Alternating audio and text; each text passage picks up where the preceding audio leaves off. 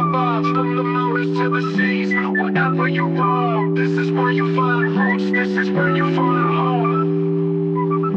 This is where you find home. Welcome back, everyone. Today we're taking a deep dive into a topic that's both fascinating and personal: Filipino hair. I think this will be really interesting. Yeah, it's going to be a journey through history, culture, and even a bit of anthropology.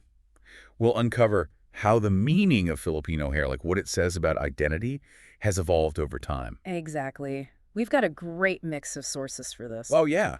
We've got historical accounts, anthropological studies, even some articles from today. So, we can really get a complete picture. We'll be exploring how Filipinos have used hair to express themselves, resist norms, and, redefine beauty standards. That's what I'm excited about. Yeah. Okay, so let's start by rewinding the clock way back, way before the Spanish even arrived in the Philippines. What was the deal with hair back then? What did our sources say? Well, from what we can tell, long hair was incredibly important in pre-colonial Philippines for both men and women. So it wasn't just a style thing. No, not at all. It was a symbol of beauty, strength, and a deep connection to one's ancestors. I'm already seeing, those epic warrior vibes. Yeah, think about the hero in the Epic of La Mang, with his hair flowing down to his waist, a symbol of his power and masculinity. That's wild. Because today, we usually associate short hair with masculinity. It's a complete flip, right? Back then, cutting your hair was a big deal. It was often reserved for times of mourning or even as a form of punishment. Like a severing of a connection to your heritage? Whoa. It was a pretty powerful statement. Okay, so then the Spanish arrive in the 16th century. Did they, just roll with these local customs? I wouldn't say that. The Spanish came in with their own ideas about, everything. Like a whole new set of values. Exactly. And long hair on men, it was no longer seen as powerful. It was uncivilized or even barbaric. Talk about a culture clash. Yeah. The Spanish basically made short hair the norm. It became a way to show that you conformed to their rule and to Catholicism. So it became like a marker of submission. Yeah, I'd say so. It was about, fitting into the colonial structure. It makes you think, though, did the climate ever play a role? The Philippines is pretty tropical. Maybe to a small degree, but the main reason, the driving force was control. It was about erasing parts of Filipino identity that didn't align with, what the Spanish wanted. It's like that pressure to conform that we still see today, right? Yep. Like with dress codes or even just expectations from older generations. Totally. And with something as visible as hair, that pressure can be really intense. It becomes a battleground almost for cultural identity. So in this case, hair became a way for the Spanish to visually separate those who'd assimilated. But Filipinos are famously resilient. Did they just give in? Not a chance. Even with the pressure to conform, they've found ways to resist, to make hair their own form of expression again. A great example is during the Marcos regime. Oh, yeah. What happened? Well, they tried to enforce this rule about men having short hair, but it kind of backfired.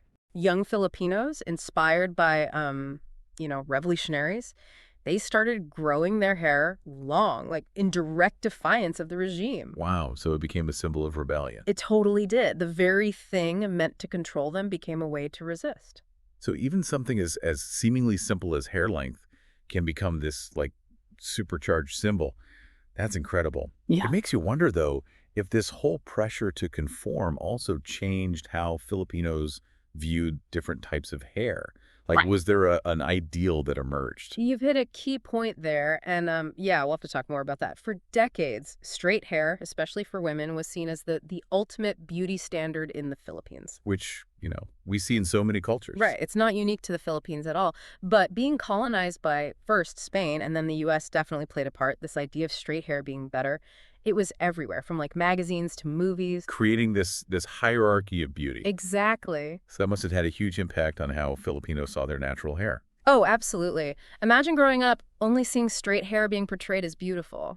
It can make you feel like you need to change your hair to be accepted. It's a lot to unpack. It's a reminder that colonialism, it runs deep. Yeah. It's not just about, politics. It gets into how we see ourselves, how we define beauty. Yeah, and the effects can last for generations. So how did Filipinos navigate all of this?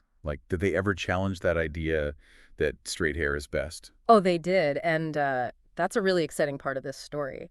In recent years, there's been this incredible movement in the Philippines to embrace natural hair textures. It's like a reclaiming of Filipino identity. It really is. And social media has been huge for this movement. It's given Filipinos a platform to connect, share their stories, celebrate the beauty of all kinds of hair textures. Creating this space for inclusivity that, maybe wasn't there before. Exactly. It's about rejecting those old Eurocentric beauty standards and embracing natural beauty. It goes beyond just hair, though. It's about self-love, cultural pride, and challenging those deep-seated colonial legacies. That's powerful. It feels like a real turning point in the story of Filipino hair. But before we get into that, I want to circle back to those traditional pre-colonial hairstyles. Like, what were some of the ways Filipinos styled their hair back then? Oh, that's a great question. It takes us back to a time when hair was a central part of cultural identity and expression. I'm ready for a time travel adventure back to those amazing hairstyles. Let's go back in time and uncover the rich history of Filipino hair artistry. So, our sources describe pre-colonial Filipinos as like masters of hairstyling. They didn't just, let their long hair down. They created these intricate, really meaningful styles. I'm picturing like elaborate braids, updos, that sort of thing. You got it. One that stands out is the putong. It was this headcloth worn by both men and women in different parts of the Philippines. And it wasn't just a simple covering. It was used to make these amazing updos really elegant.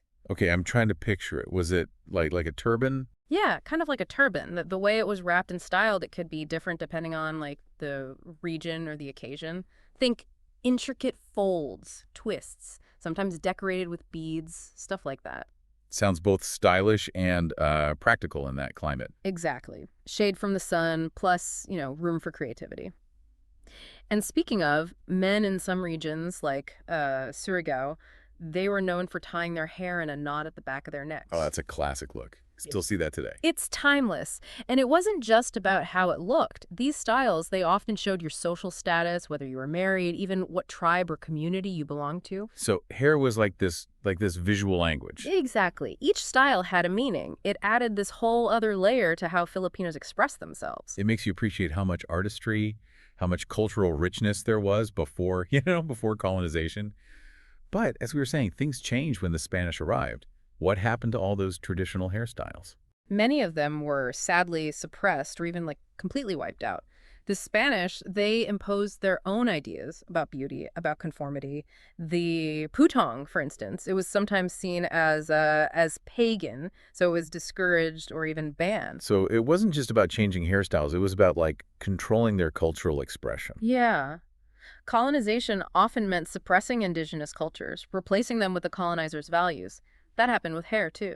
Traditional styles were replaced with ones the Spanish thought were more civilized. It's hard to hear about that loss of cultural heritage. It must have been really tough for Filipinos to hold on to their identity. It was a deliberate attempt to dismantle their culture and replace it with something more acceptable to the Spanish.